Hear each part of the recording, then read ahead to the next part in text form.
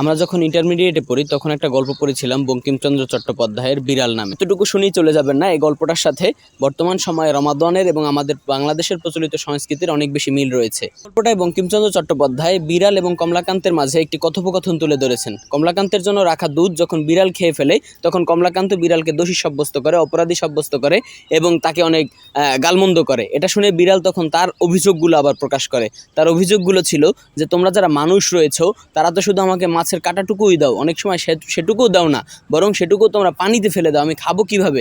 তাহলে তোমরা আমার আহারের ব্যবস্থা যদি না করো তাহলে অবশ্যই আমাকে চুরি তো করতেই হবে। এখন বলতে পারেন এই গল্পের সাথে বর্তমান প্রেক্ষাপটের মিল কি? আসুন একটু জেনে। বর্তমানে রমজান মাস চলতেছে এবং আমাদের মাঝে মুসলমানদের অন্যতম একটি সংস্কৃতি হচ্ছে ইফতার করানো। আমরা ইফতার করছি এবং অনেক মানুষকে ইফতার করাচ্ছিও, কিন্তু এই জায়গাটা ঠিক আমরা যে ভুলটা করছি সেটা হচ্ছে আমরা তাদেরকেই আমাদের ইফতারের আয়োজনগুলোতে বা ইফতারের অনুষ্ঠানগুলোতে দাওয়াত দিচ্ছি যারা পেট পুরে খেতে পারে অথবা চাইলেই তারা ঘরে খুব ভালো ধরনের ইফতারের ইন্তজাম করছে অথবা ব্যবস্থা করছে, ইফতার করতে পারছে।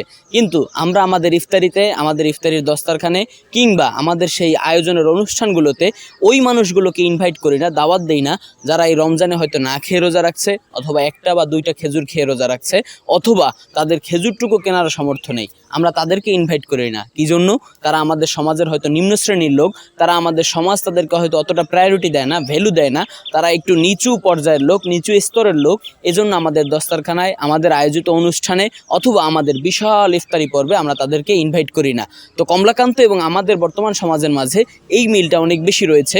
যা বড় আমাদের উচিত ছিল যারা গরিব, যারা দরিদ্র, যারা খেতে পারে না তাদেরকে ইফতারির ব্যবস্থা করা। কিন্তু আমরা ইফতারির ব্যবস্থা করছি, এটা অবশ্যই সওয়াবের কাজ বা ভালো কাজ, কিন্তু আমরা যে ভুলটা করছি সেটা হচ্ছে আমাদের ইফতারিতে যাদের মূল ইফতারের হকদার, যাদেরকে আমাদের করানো জরুরি কিংবা কর্তব্য, আমরা তাদেরকে করাতে পারছি না। আপনি জানেন কি, বর্তমানে যারা সৌদি আরব কিংবা আরব কান্ট্রির আশপাশের এলাকার রয়েছেন তাদের মাঝে একটি সংস্কৃতি প্রচলিত রয়েছে।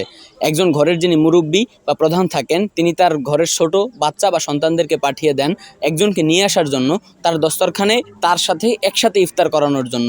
অর্থাৎ তারা তাদের সন্তানদেরকে এভাবে শর্ত জুড়ে পাঠিয়ে দেন যে তুমি অবশ্যই একজনকে সাথে করে নিয়ে আসবে মেহমানকে আমাদের সাথে ইফতার করানোর জন্য। অথচ ইসলাম কি বলছে? ইসলাম বলছে তোমার সামর্থ্য অনুযায়ী তুমি মানুষকে ইফতার করাও। অর্থাৎ তোমার একটি খেজুর দ্বারা ইফতার করানোর সামর্থ্য আছে তো তুমি একটি খেজুর দিয়ে তোমার ভাইকে ইফতার করাও। তোমার একদম বিরিয়ানি দিয়ে ইফতার করানোর সামর্থ্য আছে তো তুমি বিরিয়ানি দিয়ে ইফতার করাও। তোমার সামর্থ্যের মধ্যে থেকে তুমি সকলকে সহযোগিতা করো। তোমার যে সকল ভাইরা ইফতার করতে সক্ষম নয় বা সামর্থ্যবান নয় তাদেরকে তুমি ইফতার করাও। রাসূলুল্লাহ সাল্লাল্লাহু আলাইহি ওয়াসাল্লাম হাদিস শরীফে বলেছেন যে ব্যক্তি কোনো রোজাদার ব্যক্তিকে ইফতার করালো তাকে ওই রোজাদার ব্যক্তির রোজা রাখার সমপরিমাণ সওয়াব দেওয়া হবে। সুবহানাল্লাহ। এবং এক্ষেত্রে লক্ষণীয় বিষয় হচ্ছে যাকে আপনি ইফতার করাবেন তার সওয়াব আপনি পাবেন তো ঠিকই, কিন্তু যে রোজাদার, ওই রোজাদার ব্যক্তির ইফতারের, ওই রোজাদার ব্যক্তির রোজার সওয়াবও কোনো অংশে কমবে না। সে তার রোজার সওয়াব পাবে, ঠিক তার রোজার সমপরিমাণ একটা সওয়াব আপনি পাবেন। দেখেন এখানে একটা বিষয় খেয়াল করা উচিত, সেটা হচ্ছে আমরা রোজা রাখছি, অবশ্যই আমরাও রোজাদার, কিন্তু আমরা কিন্তু আমাদের রোজার বিষয়ে অতটা কনফিডেন্ট না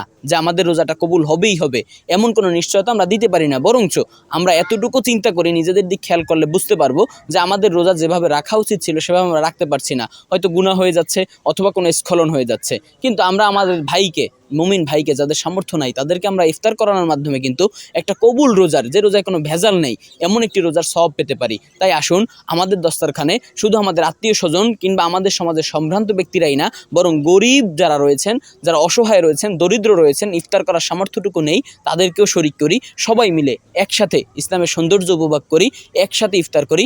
আল্লাহ তাআলা আমাদের সকলকে তৌফিক দান করেন। আমিন। আসসালামু আলাইকুম ওয়া রাহমাতুল্লাহ।